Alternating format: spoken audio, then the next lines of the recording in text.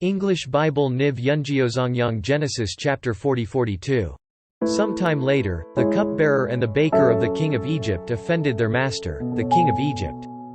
Pharaoh was angry with his two officials, the chief cupbearer and the chief baker, and put them in custody in the house of the captain of the guard, in the same prison where Joseph was confined. The captain of the guard assigned them to Joseph, and he attended them. After they had been in custody for some time, each of the two men, the cupbearer and the baker of the king of Egypt, who were being held in prison, had a dream the same night, and each dream had a meaning of its own. When Joseph came to them the next morning, he saw that they were dejected.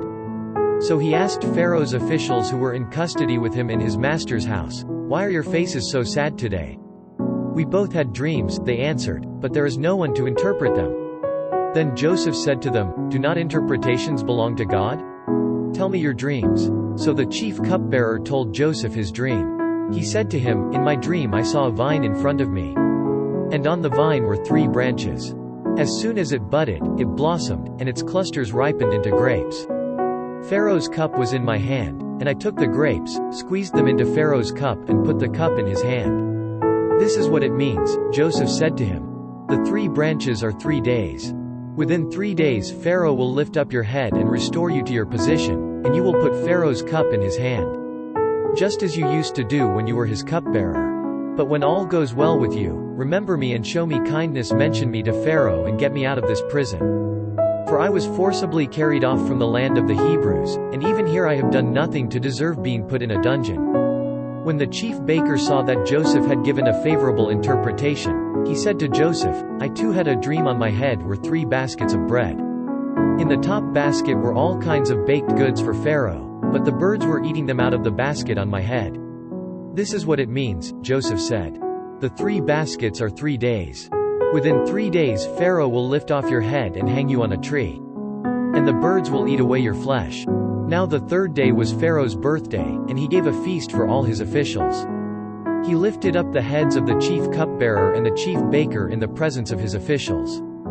He restored the chief cupbearer to his position, so that he once again put the cup into Pharaoh's hand. But he hanged the chief baker, just as Joseph had said to them in his interpretation.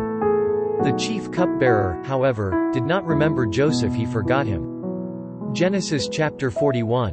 When 2 full years had passed, Pharaoh had a dream. He was standing by the Nile, when out of the river there came up 7 cows, sleek and fat, and they grazed among the reeds. After them, 7 other cows, ugly and gaunt, came up out of the Nile and stood beside those on the riverbank. And the cows that were ugly and gaunt ate up the 7 sleek, fat cows. Then Pharaoh woke up.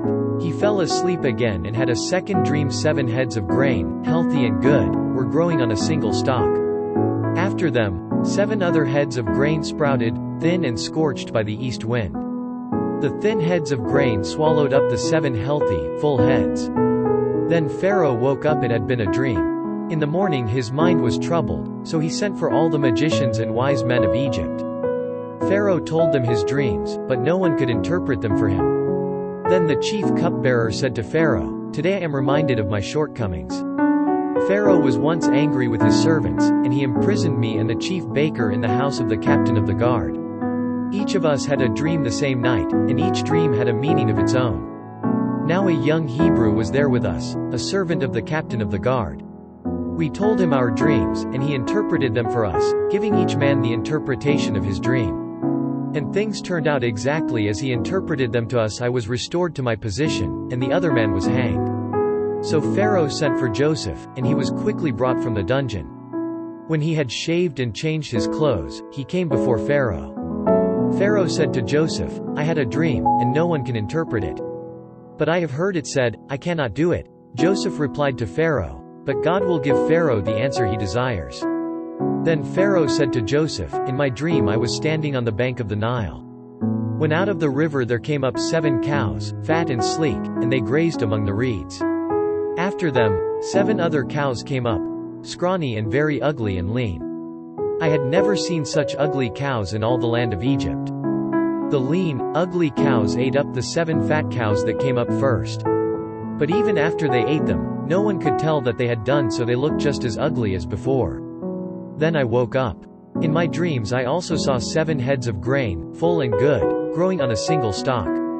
After them, 7 other heads sprouted, withered and thin and scorched by the east wind. The thin heads of grain swallowed up the 7 good heads.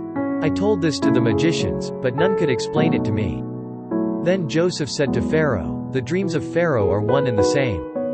God has revealed to Pharaoh what he is about to do. The 7 good cows are 7 years, and the 7 good heads of grain are 7 years. It is one and the same dream. The 7 lean, ugly cows that came up afterward are 7 years. And so are the 7 worthless heads of grain scorched by the east wind, they are 7 years of famine. It is just as I said to Pharaoh. God has shown Pharaoh what he is about to do. 7 years of great abundance are coming throughout the land of Egypt. But 7 years of famine will follow them. Then all the abundance in Egypt will be forgotten, and the famine will ravage the land.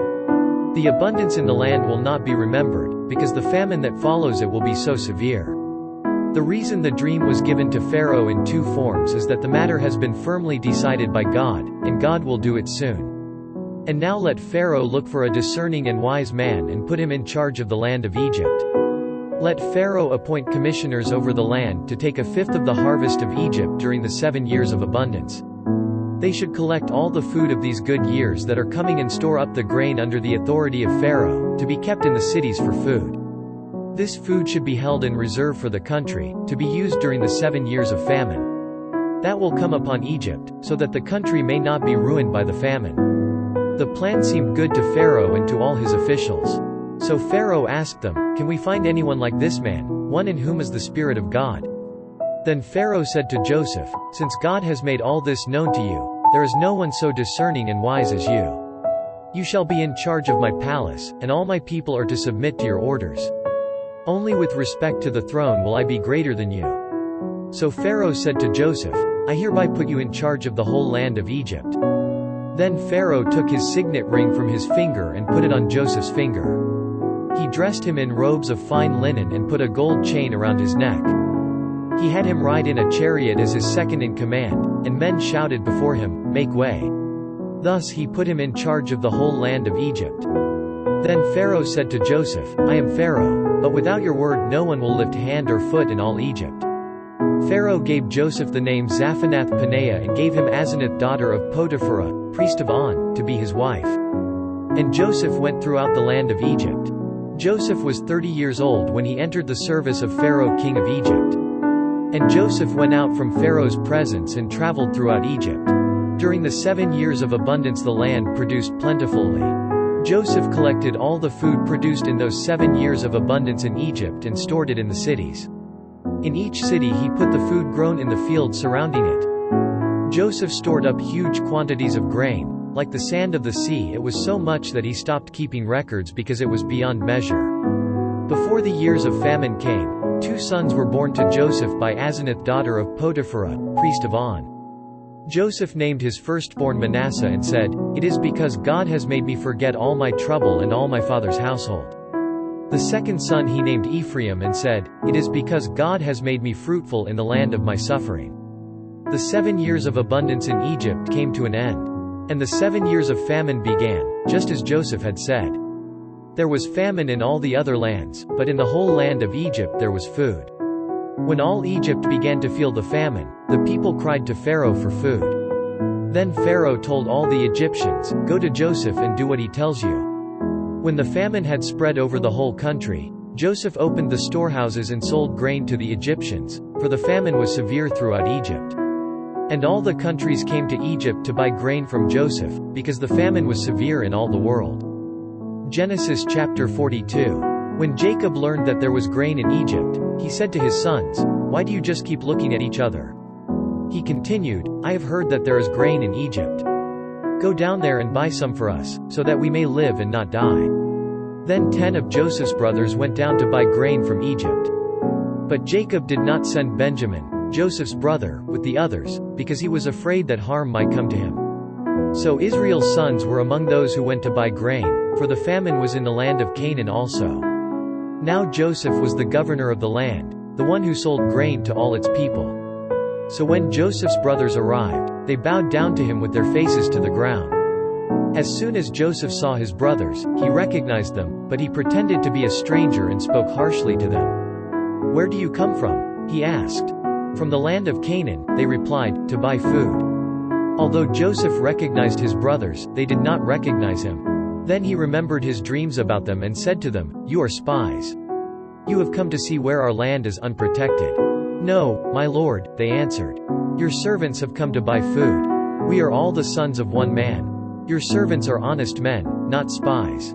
"No," he said to them. "You have come to see where our land is unprotected." But they replied, "Your servants were 12 brothers, the sons of one man, who lives in the land of Canaan. The youngest is now with our father, and one is no more." Joseph said to them, "It is just as I told you, you are spies. And this is how you will be tested. As surely as Pharaoh lives, you will not leave this place unless your youngest brother comes here. Send one of your number to get your brother. The rest of you will be kept in prison, so that your words may be tested to see if you are telling the truth.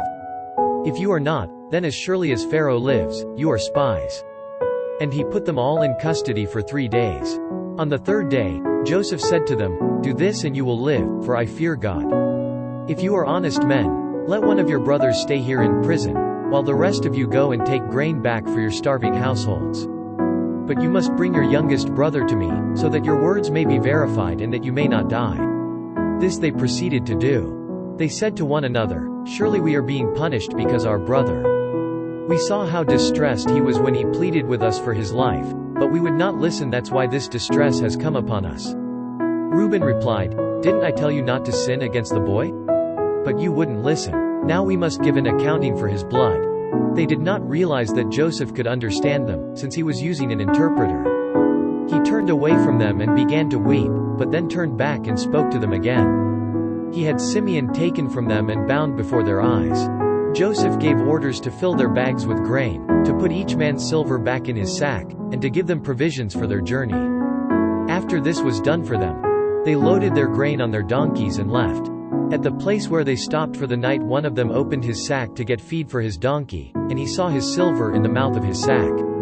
"My silver has been returned," he said to his brothers. "Here it is in my sack."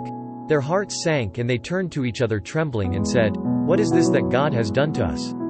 When they came to their father Jacob in the land of Canaan, they told him all that had happened to them. They said, "The man who is lord over the land spoke harshly to us and treated us as though we were spying on the land. But we said to him, 'We are honest men, we are not spies. We were 12 brothers, sons of one father. One is no more, and the youngest is now with our father in Canaan.' Then the man who is lord over the land said to us, 'This is how I will know whether you are honest men. Leave one of your brothers here with me, and take food for your starving households and go. But bring your youngest brother to me, so I will know that you are not spies but honest men. Then I will give your brother back to you, and you can trade in the land.' As they were emptying their sacks, there in each man's sack was his pouch of silver. When they and their father saw the money pouches, they were frightened. Their father Jacob said to them, 'You have deprived me of my children. Joseph is no more and Simeon is no more, and now you want to take Benjamin. Everything is against me.' Then Reuben said to his father, 'You may put both of my sons to death if I do not bring him back to you.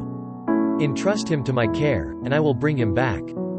But Jacob said, 'My son will not go down there with you. His brother is dead and he is the only one left.